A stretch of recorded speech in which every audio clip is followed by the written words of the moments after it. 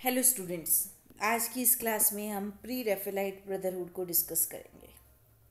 Pre Raphaelite brotherhood Victorian age का एक literary moment है जिसकी शुरुआत आर्ट से हुई।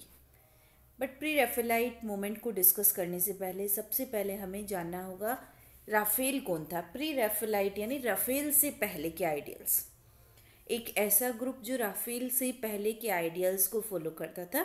बट अब ये राफेल जो है लिटरेरी हिस्ट्री में या फिर जिसको हम कहते हैं हिस्ट्री ऑफ आर्ट में कहाँ स्टैंड करता है। तो अगर हम फर्स्ट ऑफ ऑल जाने राफेल के बारे में, तो राफेल जिसकी लाइफ टेन्योर था 1483 से लेके 1520 तक का, ये इटालियन हाई रेनेसा के टाइम का, रेनेसा पीरियड जो इटाली में हुआ था उस टाइम का एक मास्टर पेंटर और एक आर्किटेक्ट था। और राफेल जो था बहुत ही ज़्यादा फेमस पेंटर था। हालांकि लाइफ हम देख सकते हैं कि बहुत ज़्यादा बड़ी नहीं थी, only around 37 years. And Raphael best known था अपने पोर्ट्रेट्स मेडोना यानी वर्जिन मैरी जो थी, क्राइस्ट की मदर जो थी, उनके पोर्ट्रेट्स के लिए बहुत ज़्यादा फेमस था। और राफेल के वर्क्स को एडमायर किया जाता है उनकी क्लैरिटी ऑफ फॉर्म, बहुत ज़्यादा क्लियर होते थे, एंड ईज ऑफ कंपोजिशन के लिए।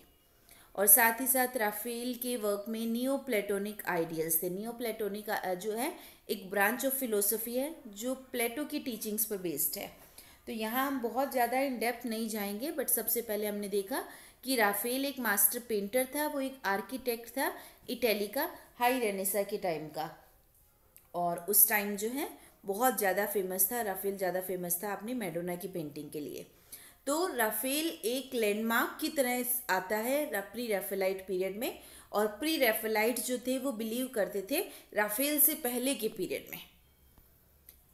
अब ये प्री रेफेलाइट जो थे वो एक्चुअली क्या मानते थे, वो अपोज करते थे the dominance of the British royal academy. जो ब्रिटिश रॉयल अकेडमी थी उन्होंने क्या रखा था, अपने आर्ट की टीचिंग में डोमिनेंट थी। उन्होंने अपने स्टैंडर्ड सेट कर रखे थे और ये चैंपियन करते थे नैरो रेंज ऑफ आइडियलाइज्ड और मोरल सब्जेक्ट्स। इन्होंने एक नैरो सी रेंज बना रखी थी, एक क्राइटेरिया बना रखा था।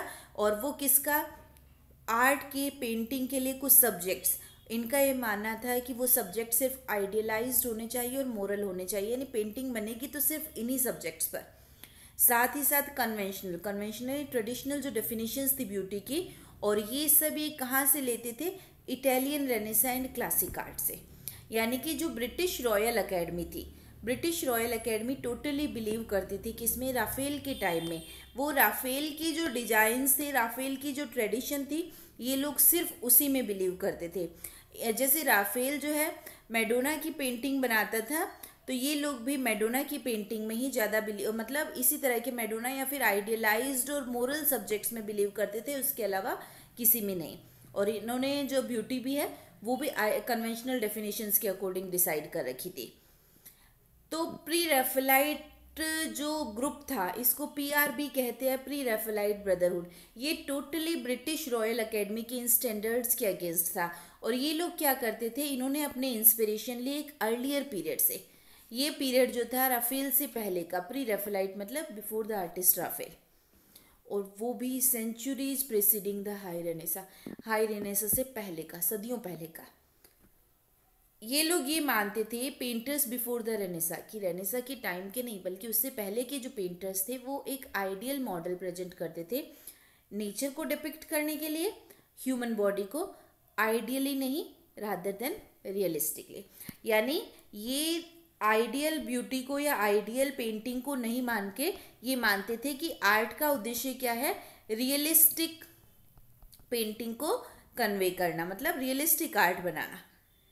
तो रादर देन आइडियलिस्टिक ये आर्ट जो है एक सोर्स ऑफ इंस्पिरेशन मानते थे मेडिवल पीरियड्स को, and that collective guild of medieval crafts people, medieval यानी मध्यकालीन जो लोग थे ये उनको आइडियल माना करते थे। Offered an alternative vision of artistic community to mid 19th century academic approaches.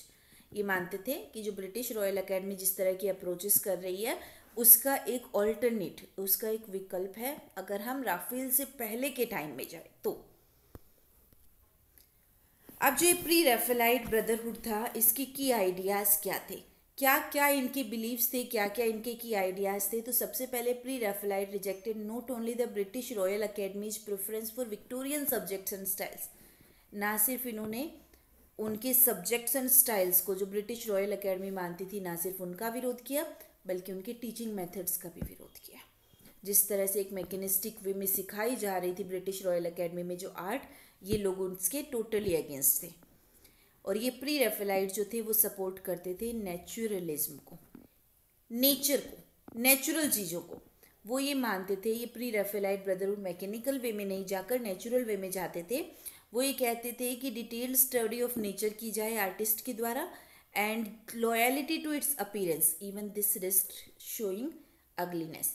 Nature या कोई भी ऑब्जेक्ट जैसा दिखता है वैसा का वैसा दिखाना, वही लॉयलिटी टू इट्स अपीयरेंस है। हो सकता है कई बार किसी चीज़ को एज इट इज़ दिखाया जाए तो उसके अगले एस्पेक्ट्स भी सामने आते हैं, बट ये लोग उसके लिए भी एग्री थे।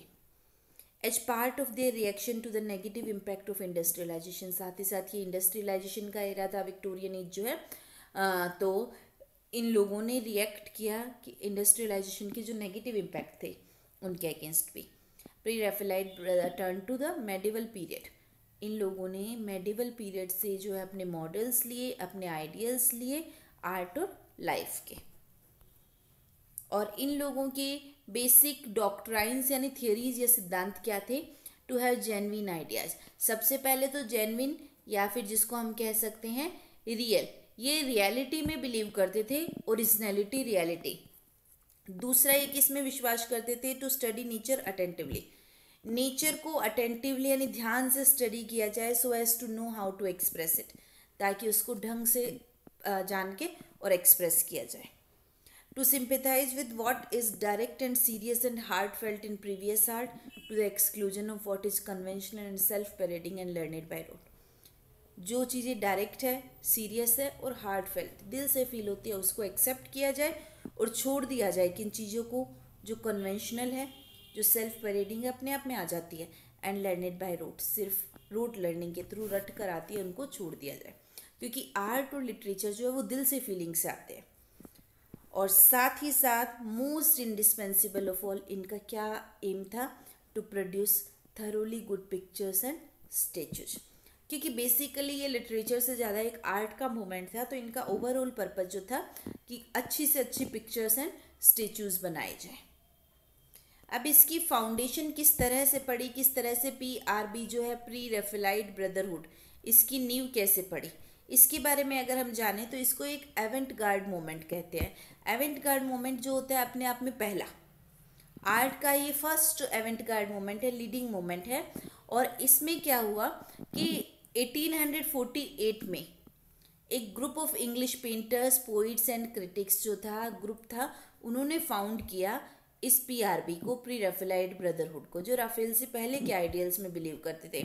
और इनमें 3 लोग मेन थे जो पहली बार में जिन्होंने इसको फाइंड किया, वो था जॉन एवरेट मेलियस, और इस जॉन एवरेट मेलियस के बाद है Dante Gabriel Rossetti and then William Holman Hunt. ये 3 नाम मेजर फॉरमोस्ट रहेंगे। If you are not able to like recall the whole names, तो मेलियस जो है, उसके बाद DG Rossetti and then William Holman Hunt, ये 3 नेम आपको ध्यान रखने हैं। और इन तीनों ने मिलकर 1848 के किसी डे में ये मिले, और जॉन मेलियस के पेरेंट का घर जो था गोवर स्ट्रीट लंदन में, वहाँ इन लोगों की मीटिंग हुई और वहाँ अनऑफिशियली उन्होंने एक ग्रुप फॉर्म किया। एट द इनिशियल मीटिंग कौन कौन प्रेजेंट थे? John Everett Millais, then Dante Gabriel Rossetti and William Holman Hunt.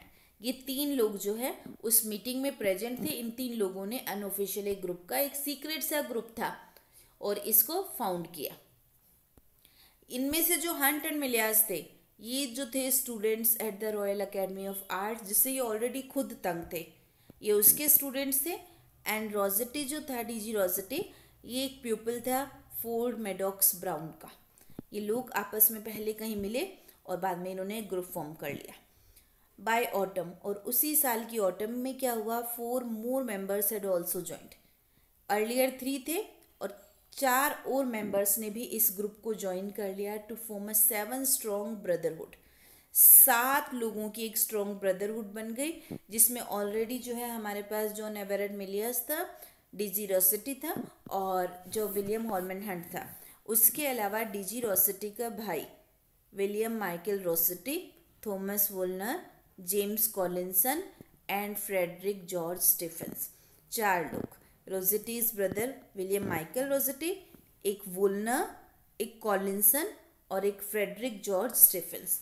ये लोग भी 4 और लोग भी जुड़ गए और इन्होंने एक 7 लोगों की जो है वो ब्रदरहुड एस्टैब्लिश की। शुरुआत में 3 लोग जुड़े थे और बाद में 4 और जुड़ गए। और इसमें जो है डीजी रोसेटी के जो टीचर थे फोर्ड मेडोक्स ब्राउन, उनको भी इनवाइट किया गया, बट उन्होंने किसी ग्रुप को ज्वाइन नहीं किया, वो इंडिपेंडेंट रहना ज़्यादा प्रेफर किया।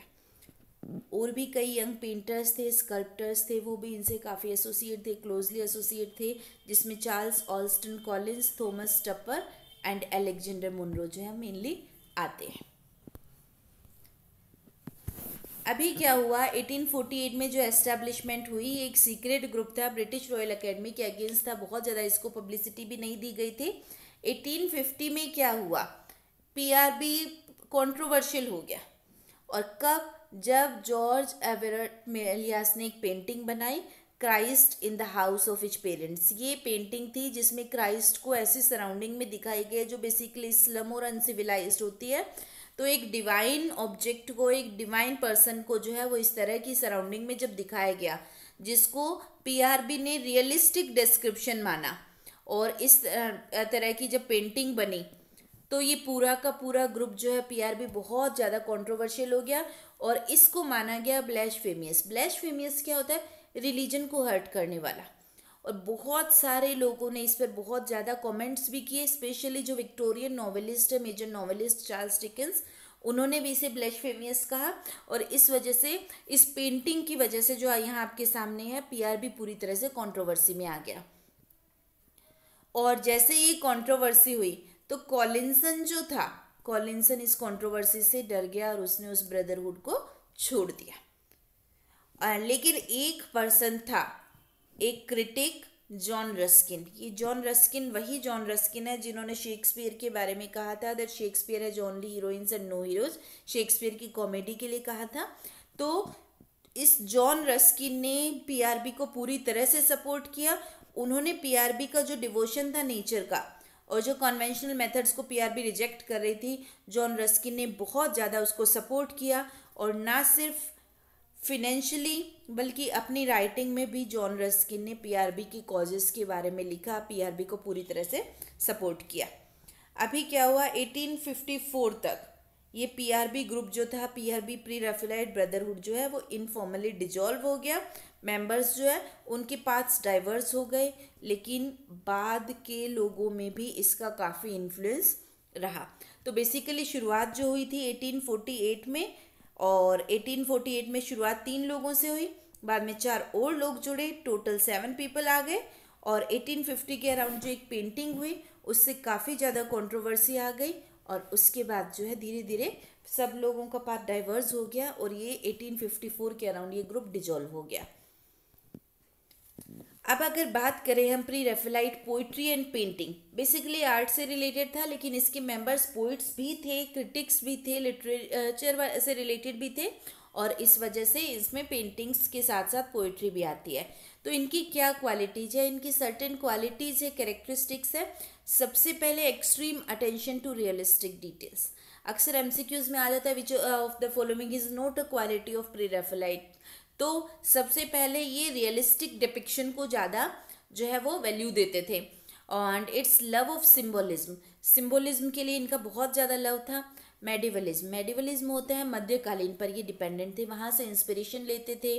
और कॉम्बिनेशन ऑफ सेंसुअसनेस, ये माना जाता है कि जो जॉन कीट्स की सेंसुअसनेस थी और पीबी शेले की जो मिस्टिसिज्म थी, ये उन जो प्री रैफेलाइट्स थे वो उन दोनों का ब्लेंड था।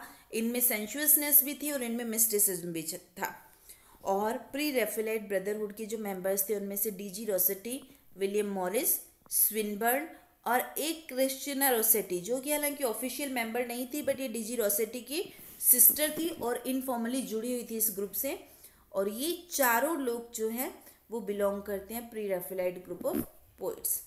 उसके अलावा जो लोग थे वो पेंटर्स थे सिर्फ, और D G Rossetti, William Morris, Swinburne और क्रिस्टिना रोसेटी, ये लोग सिर्फ जो है पेंटर्स ही नहीं बल्कि पोइट्स भी थे। तो आप देखेंगे बेसिकली डिटेल्स क्या है, रियलिस्टिक डिटेल्स है, सिंबोलिज्म था इनमें, मेडिवलिज्म यानी मध्यकालीन जो है आर्ट से ये लोग प्रभावित थे, और साथ ही साथ इनकी पोइट्री और आर्ट में सेंशुअसनेस और मिस्टिसिज्म थी। अब प्री रेफेलाइट की जब बात आती है तो एक नाम बहुत ज़्यादा फेमस है, द जर्म। जर्म क्या थी? प्री रेफेलाइट जर्नल थी, मैगजीन थी, और ये वो मैगजीन है जो एस्टेब्लिश की गई थी 1850 में, at the beginning of the pre Raphaelite movement by its founding members. इन लोगों ने अपने आइडियल्स को प्रमोट करने के लिए, अपने वर्क्स को, अपने आइडियल्स को प्रमोट करने के लिए एक मैगजीन एस्टेब्लिश की। ये चाहते थे to circulate the creative work and radical ideas, radical innovative जो आइडियाज़ थे, अनकन्वेंशनल जो आइडियाज़ थे प्री रेफेलाइट्स के, चाहे पोइट्री के रूप में, चाहे लिटरेचर के रूप में, चाहे आर्ट, ये उनको एक्सप्रेस करना चाहते थे। जर्म की जो फर्स्ट एडिशन आया था या फर्स्ट वॉल्यूम जो आई थी 1850 की जनवरी में आई थी, नेक्स्ट फेब में आई। 2 नंबर्स के बाद क्या हुआ, इन्होंने हालांकि अपनी जर्म मैगजीन का टाइटल भी चेंज कर लिया, थोड़ा सा लिटरेरी टाइटल दे दिया, art and poetry being thoughts towards nature conducted principal by I artist. But still ये मैगजीन जो है वो बहुत ज़्यादा पॉपुलर नहीं हुई, सोल्ड पुअरली, और 4 नंबर्स 4 वॉल्यूम्स जो जनवरी, फरवरी, मार्च एंड अप्रैल 1850 के बाद इसको जो है वो क्लोज करना पड़ा, यानी ये बहुत ज़्यादा पॉपुलर नहीं हुई। लेकिन आपको ये नाम याद रखना होगा, प्री रेफेलाइट से एसोसिएटेड अगर मैगजीन का नाम आता है तो वो नाम है द जर्म। अब बात करते हैं हम एक छोटी सी टॉक प्री रेफेलाइट्स के जो मतलब मेन पोइट्स हैं उनके बारे में, क्योंकि हम इसको as a part of literature पढ़ रहे हैं, और एक बहुत ज़्यादा इंपॉर्टेंट क्वेश्चन आता है जो कि नेट वगैरह में भी पूछा जाता है। डीजी रोसेटी जो था वो आउटस्टैंडिंग स्पोक्समैन था प्री रेफेलाइट पोइट्री का, इसको आप कह सकते हो लीडिंग भी था, एक तरह से लीडर की तरह ये प्री रेफेलाइट पोइट्री में था। और जो प्री रेफेलाइट का मैंने पहले भी बताया कि सेंशुअसनेस इनकी पोइट्री में, इनकी आर्ट में बहुत ज़्यादा थी, बॉडी को टोटली ये मतलब एक रियल वे में एक्सप्रेस करते थे। और इसी वजह से क्या हुआ, डीजी रोसेटी की पोइट्री पर बहुत ज़्यादा वायलेंटली अटैक किया। रॉबर्ट बकेनन जो थे उन्होंने डीजी रोसेटी की पोइट्री पर अपने एक वर्क लिखा, फ्लैशी स्कूल ऑफ पोइट्री, ठीक है, और डीजी रोसेटी को फ्लैशी स्कूल ऑफ पोइट्री का लीडर बताया और बहुत ज़्यादा इस पर क्रिटिसिज्म किया। इस वजह से डीजी रोसेटी ने सुसाइड कमिट करने की भी कोशिश की। तो कई बार क्वेश्चन आता है who has like attacked, defend किसने किया था? जॉन रस्किन ने, और अटैक किया था रॉबर्ट बकेनन ने। अपनी जो राइटिंग थी फ्लैशी स्कूल ऑफ पोइट्री और डीजी रोसेटी को उसका हेड बताते हुए वायलेंटली अटैक किया। मेनली किस वजह से? Sensuality, body description, physical description की वजह से। और डीजी रोसेटी के वर्क्स में सोनेट्स थी और बैलेट्स थी।